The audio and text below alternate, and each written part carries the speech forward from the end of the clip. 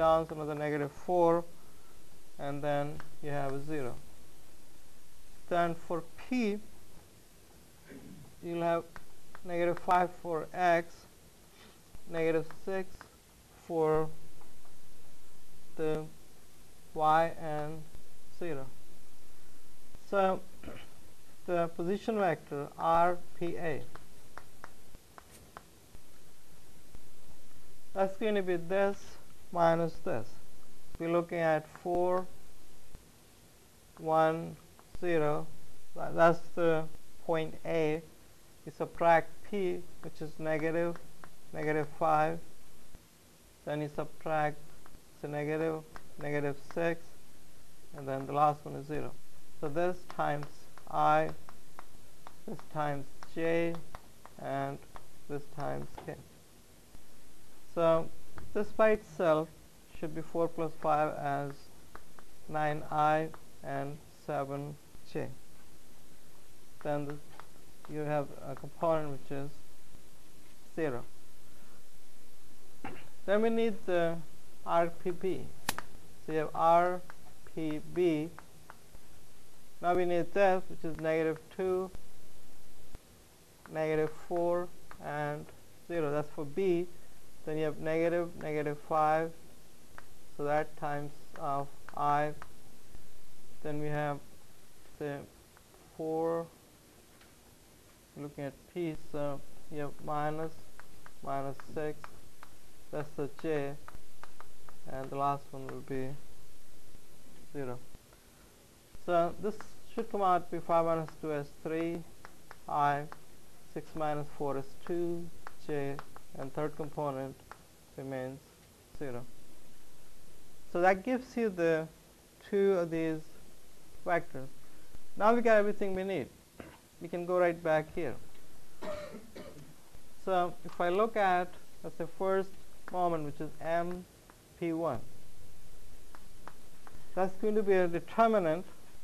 Your first row is I, J, and K.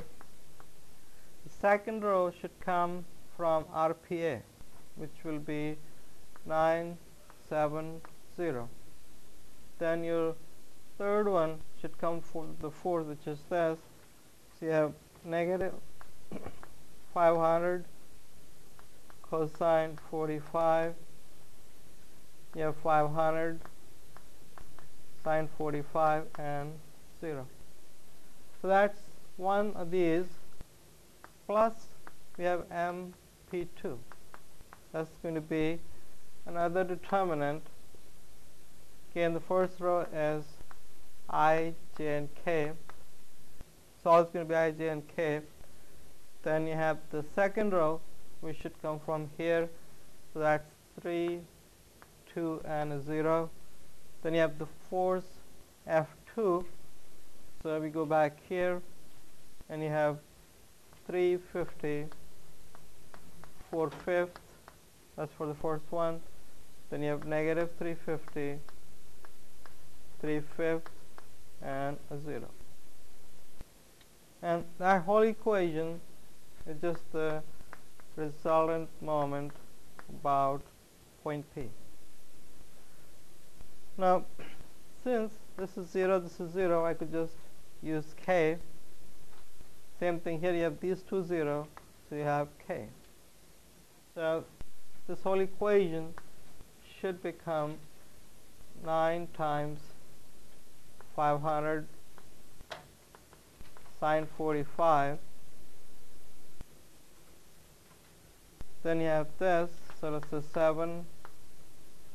Or if you want to keep the negative, you have negative 7, 500 cosine 45. And that's all you're going to get from this determinant, because you're going to use this row and this column is out. You have this times this minus this times of this. So that's one part. Plus, same thing here. You're going to use this. You have 2 350 4/5.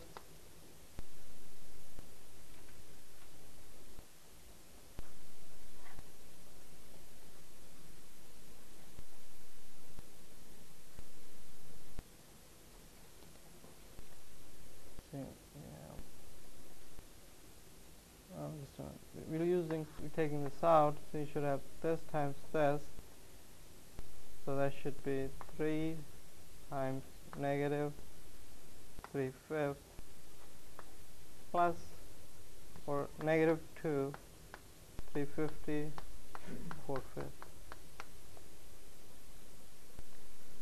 Because first you're going to multiply this, that's 3 negative 350 3/5, then you're going to multiply this, so that's 2 350 4/5.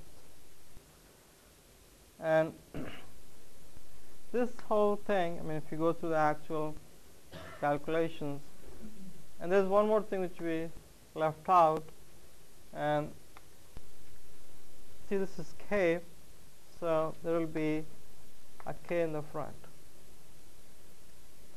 So if you go through the actual calculations, this is going to be 4466 and times k,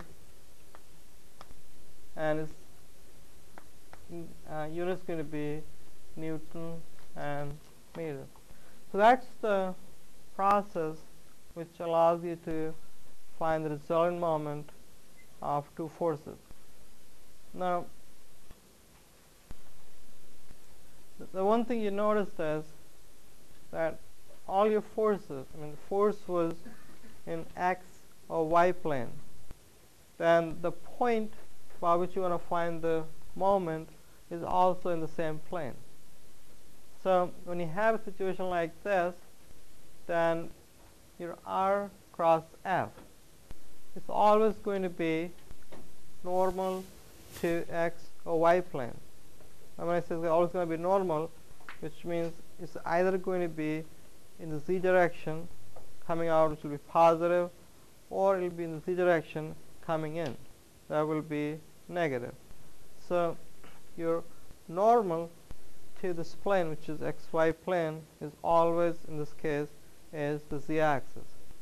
And that's why when we did these determinants, this was all zeros, so you had product with the k, you had a k in the front, and same thing happens here. This goes to 0, and all you have is k. So your actual moment, when you look at the moment, this moment came out positive, and it's in the positive z direction.